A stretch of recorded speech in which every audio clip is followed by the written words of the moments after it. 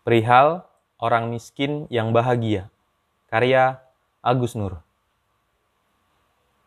Aku sudah resmi jadi orang miskin, katanya sambil memperlihatkan kartu tanda miskin yang baru diperolehnya dari kelurahan. Lega rasanya. Setelah bertahun-tahun hidup miskin, akhirnya mendapat pengakuan juga. Kartu tanda miskin itu masih bersih, licin, dan mengkilat karena dilaminating. Dengan perasaan bahagia, ia menyimpan kartu itu di dompetnya yang lecek dan kosong.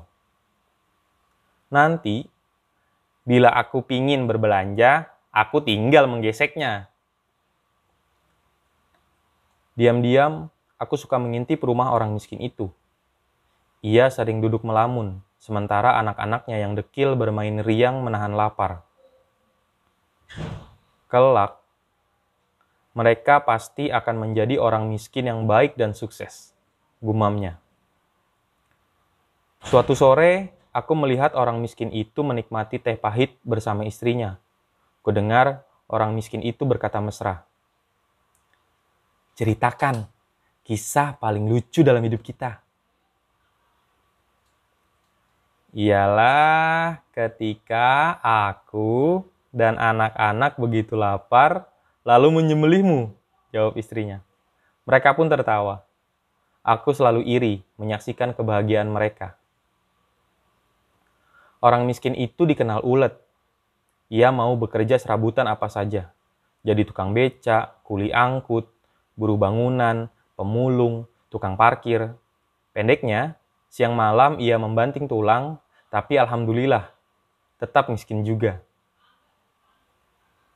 Barangkali, aku memang run-temurun dikutuk jadi orang miskin, ujarnya. Tiap kali, ia ingat ayahnya yang miskin, kakeknya yang miskin, dan juga simbah buyutnya yang miskin. Ia pernah mendatangi dukun, berharap bisa mengubah garis buruk tangannya. Kamu memang punya bakat jadi orang miskin, kata dukun itu.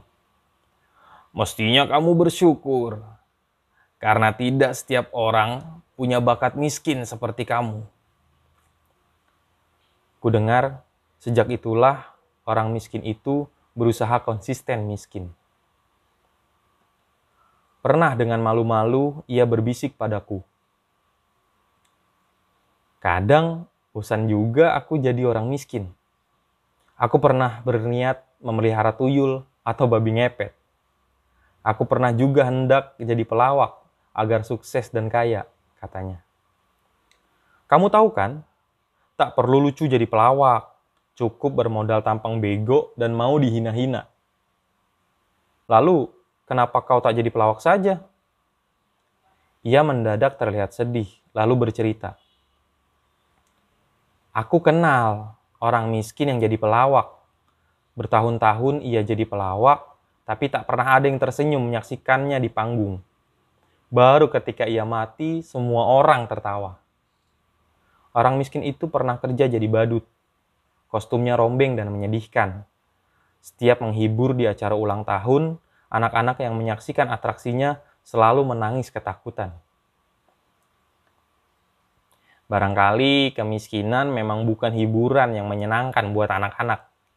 Ujarnya membela diri ketika akhirnya ia dipecat jadi badut. Kadang-kadang, ketika merasa sedih dan lapar, orang miskin itu suka menghibur diri di depan kaca dengan gerakan-gerakan badut paling lucu yang pernah bisa membuatnya tertawa. Orang miskin itu akrab sekali dengan lapar. Setiap kali lapar berkunjung, orang miskin itu selalu mengajaknya berkelakar untuk sekedar melupakan penderitaan. Atau seringkali orang miskin itu mengajak lapar bermain teka-teki untuk menghibur diri. Ada satu teka-teki yang selalu diulang setiap kali lapar datang bertandang. Hiburan apa yang paling menyenangkan ketika lapar? Dan orang miskin itu akan menjawabnya sendiri. Musik keroncongan. Dan lapar akan terpingkal-pingkal sambil mengelitiki perutnya. Yang menyenangkan, orang miskin itu memang suka melucu. Ia kerap menceritakan kisah orang miskin yang sukses kepadaku. Aku punya kolega orang miskin yang aku kagumi, katanya. Dia merintis karir jadi pengemis untuk membesarkan 4 anaknya. Sekarang, 1 anaknya di ITB, 1 di UI, 1 di UGM, dan 1-nya lagi di Undip. Wah, hebat banget, ujarku. Semua kuliah ya? Tidak, semua jadi pengemis di kampus itu. Orang miskin itu sendiri punya 3 anak yang masih kecil-kecil. Paling tua berumur 8 tahun dan bungsunya belum genap 6 tahun. Aku ingin mereka juga menjadi orang miskin yang baik dan benar sesuai ketentuan undang-undang.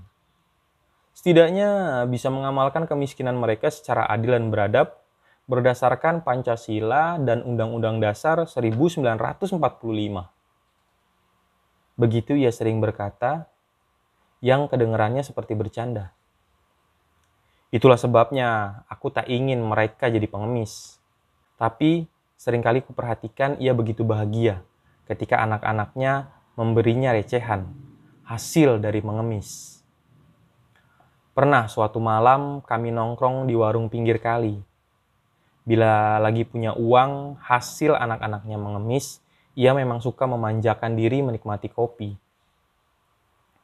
Orang miskin perlu juga sesekali nyantai kan?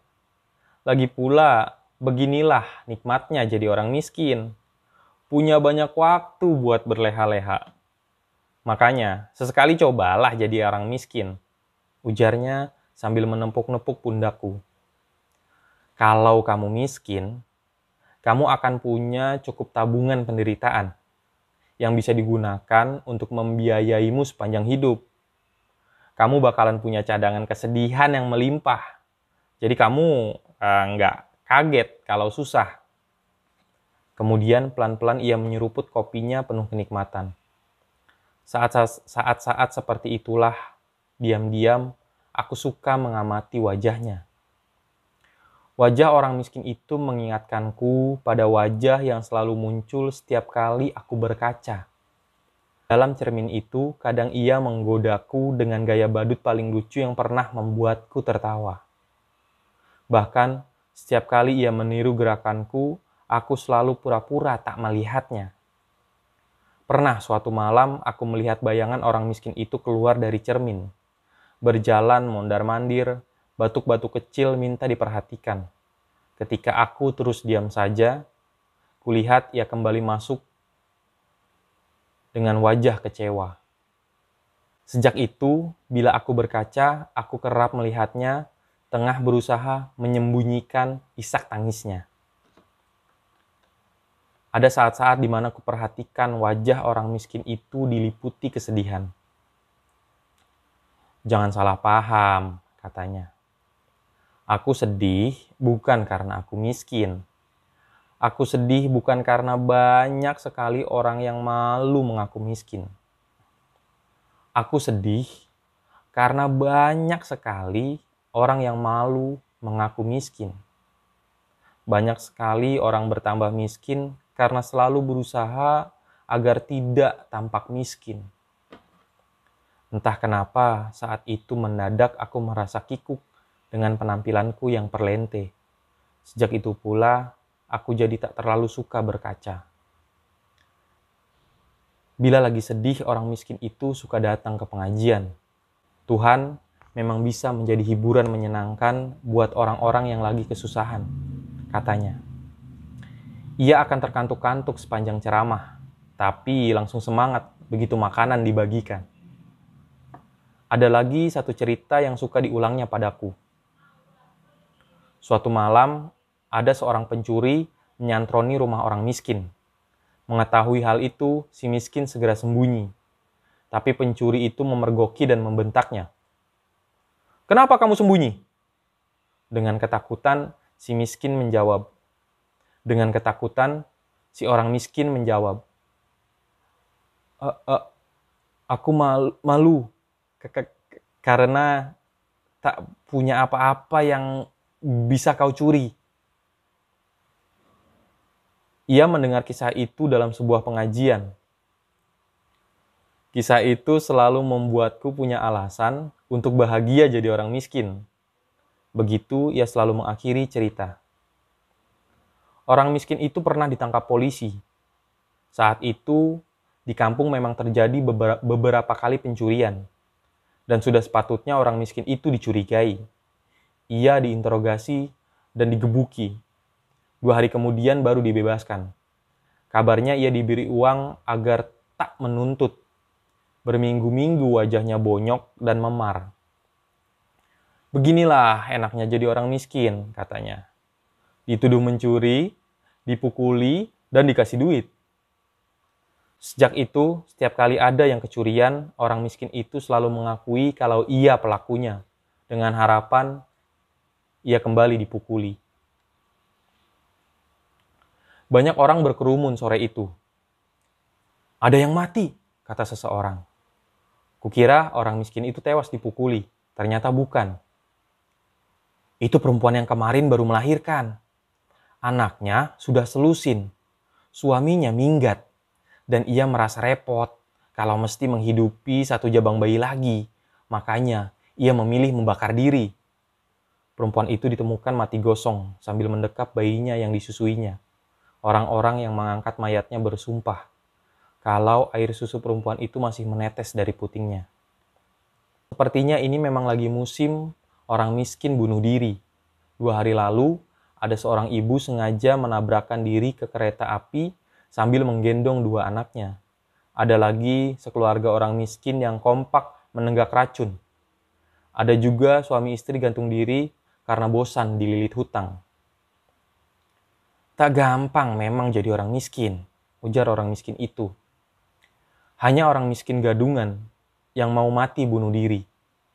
Untunglah, sekarang saya sudah resmi jadi orang miskin," ujarnya sembari menepuk-nepuk dompet di pantat teposnya, di mana kartu tanda miskin itu dirawatnya.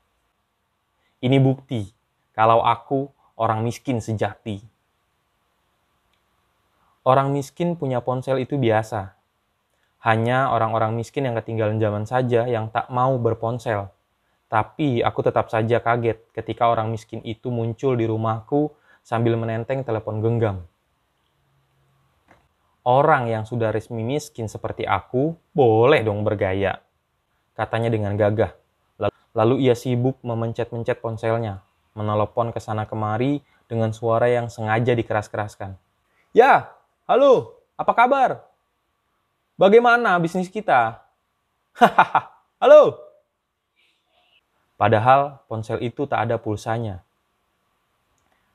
Ia juga punya kartu nama sekarang. Di kartu nama itu bertengger dengan gagah namanya, tempat tinggal, dan jabatannya. Orang miskin. Ia memang jadi kelihatan keren sebagai orang miskin. Ia suka keliling kampung menenteng ponsel sambil bersiul entah lagu apa. "Sekarang, anak-anakku tak perlu lagi repot-repot mengemis dengan tampang dimelas-melaskan," katanya. "Buat apa? Toh sekarang kami sudah nyaman jadi orang miskin. Tak sembarangan orang bisa punya kartu tanda miskin seperti itu." Ia mengajakku merayakan peresmian kemiskinannya. Dibawanya aku ke warung yang biasa diutanginya. Semangkuk soto, ayam goreng, sambal terasi, dan nasi. Yang tambah 3 kali, disantapnya dengan lahap. Sementara aku hanya memandanginya. "Terima kasih telah merayakan kemiskinanku," katanya. "Karena aku telah benar-benar resmi jadi orang miskin, sudah sepatutnya kalau kamu yang membayar semuanya."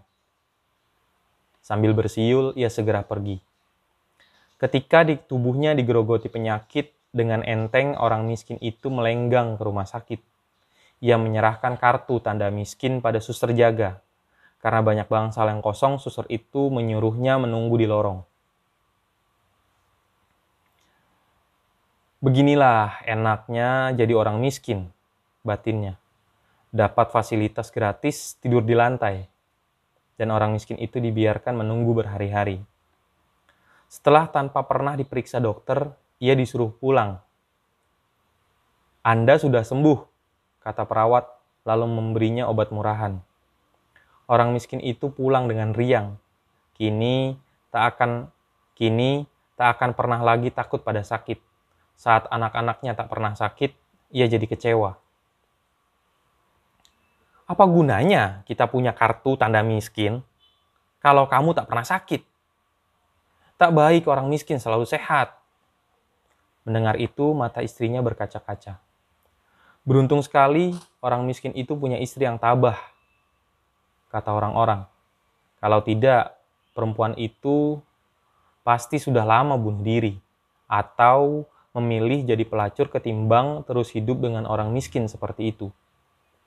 Tak ada yang tahu, diam-diam perempuan itu sering menyelinap masuk ke rumahku sekedar untuk uang 5.000. Suatu sore yang cerah, aku melihat orang miskin itu mengajak anak istrinya pergi berbelanja ke mall. Benar-benar keluarga miskin yang sakinah batinku. Ia memborong apa saja sebanyak-banyaknya.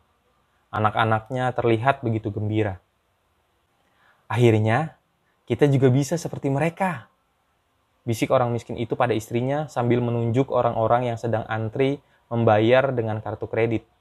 Di kasir, orang miskin itu pun segera mengeluarkan kartu tanda miskin miliknya. "Ini kartu kredit saya." Tentu saja, petugas keamanan langsung mengusirnya. Ia tenang anak-anaknya tak bisa sekolah. Buat apa mereka sekolah? Ntar malah jadi kaya, katanya. Kalau mereka tetap miskin, malah banyak gunanya kan? Biar ada yang terus berdesak-desakan dan saling injak setiap kali ada pembagian beras dan sumbangan. Biar ada yang terus bisa ditipu setiap menjelang pemilu. Kau tahu, itulah sebabnya kenapa di negeri ini orang miskin terus dikembangbiakan dan dibudidayakan. Aku terdiam mendengar omongan itu. Uang dalam amplop yang tadinya mau aku berikan, pelan-pelan kuselipkan kembali ke dalam saku. Takdir memang selalu punya cara yang tak terduga agar selalu tampak mengejutkan. Tanpa firasat apa-apa, orang miskin itu mendadak mati. Anak-anaknya hanya bengong memandangi mayatnya yang terbujur menyedihkan di ranjang. Sementara istrinya terus menangis. Bukan karena sedih, tapi karena bingung mesti beli kain kafan, nisan, sampai harus lunas bayar kuburan. Seharian perempuan itu pontang-panting cari utangan. Tetapi tetap saja uangnya tak cukup untuk biaya pemakaman. Bagaimana? Mau dikubur tidak? Para pelayat yang sudah lama menunggu mulai menggerutu. Karena merasa hanya bikin susah dan merepotkan, orang miskin itu pun memutuskan untuk hidup kembali. Sejak peristiwa itu, kuperhatikan ia jadi sering murung. Mungkin karena banyak orang yang kini selalu mengolok-oloknya. Dasar orang miskin keparat. Begitu sering orang-orang mencibir bila ia lewat. Mau mati saja pakai nipu. Apa dikira kita nggak tahu? Itu kan akal bulus biar dapat sumbangan. Dasarnya dia emang suka menipu kok. Ingat nggak? Dulu ia sering keliling minta sumbangan. Pura-pura buat bikin masjid. Padahal hasilnya ia tilep sendiri. Kalian tahu kenapa dia tak jadi mati? Karena neraka pun tak sudi menerima orang miskin kayak dia. Orang-orang pun tertawa ngakak. Nasib buruk kadang memang kurang ajar. Suatu hari, orang miskin itu berubah jadi anjing. Itulah hal paling membahagiakan dalam hidupnya. Anak istrinya yang kelaparan segera menyembelihnya.